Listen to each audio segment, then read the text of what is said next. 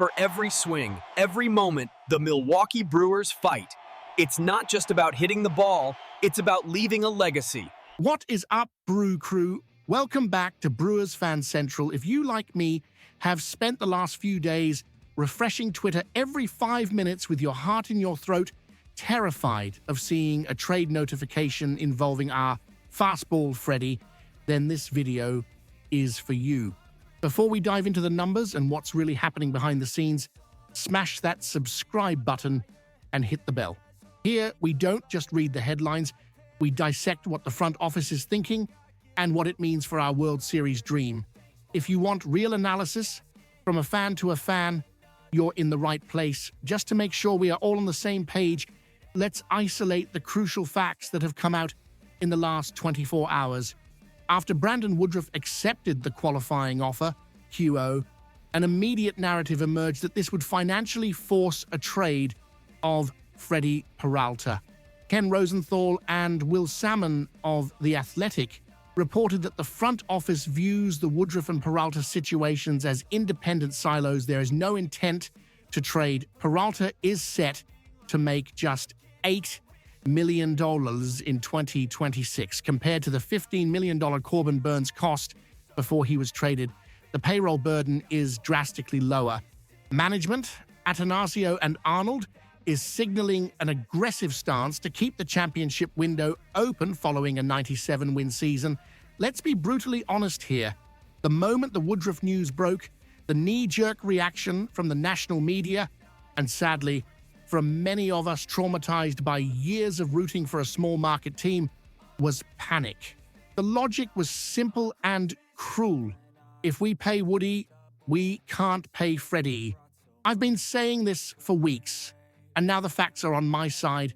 This is lazy analysis. Connecting Woodruff staying to Peralta, leaving ignores the current financial structure of baseball and, more importantly, the competitive position we are in. Ken Rosenthal didn't just refute rumors, he dismantled a logical fallacy. Mark Atanasio and Matt Arnold made it clear. These are independent scenarios.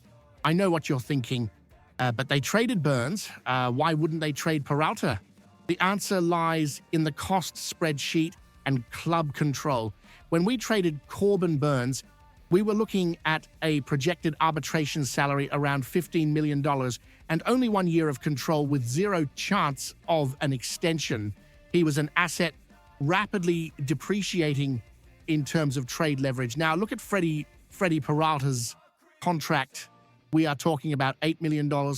In the current pitching market, where any mid-rotation starter gets $12 or $15 million a year in free agency, having a legitimate ace like Peralta for $8 million isn't a financial burden, it's a steal. It is one of the best value contracts in all of MLB. Trading a contract like that doesn't clear enough payroll to justify the massive hole it would create in the rotation. Keeping Peralta is actually the financially responsible decision. Ironically, what really gets me excited and what should give every Brewers fan goosebumps is what this decision signals about roster construction. If the front office keeps its word, we aren't talking about a rebuild or a retool. We are talking about domination. Picture this rotation for opening day 2026. Freddie Peralta, the emotional leader with electric stuff. Brandon Woodruff, the veteran bulldog now with contract security. Jacob Misiorowski, the X Factor. If Miz can control the zone, he has the stuff to be a number one on almost any other team. Quinn Priester, Tobias Myers. Solid depth options. We don't need to scramble for an expensive veteran rental like we did with Jose Quintana in the past, though he'd be welcome. We already have the internal framework. Keeping Peralta and Woodruff together instantly transforms a questionable rotation into a top 3 unit in the National League. There is something subtler happening here. After winning 97 games in 2025, the front office realized something I've been harping on all year. The window is wide open. The NL Central is ours to lose. By keeping Woodruff and shutting down inquiries on Peralta, Matt Arnold is sending a message to the clubhouse and the fan base. We aren't satisfied with 97 wins. We want the ring. For us, who constantly worry about being a feeder team for the Yankees or Dodgers, this is music to our ears. They aren't acting like a small market team trying to save pennies. They are acting like a contender that knows the value of its assets. Now, I need to know if you guys are buying this optimism or if the caution is still kicking in. The question I'm leaving for us to debate in the comments is this. Even with Rosenthal saying Peralta stays, do you trust the front office to hold the line if a desperate team offers a massive package of prospects mid-season? Or should the Brewers declare Peralta untouchable right now and go all in for the 2026 title? I want to see your honest opinions down below. Let's discuss. Don't forget, the hot stove is just heating up.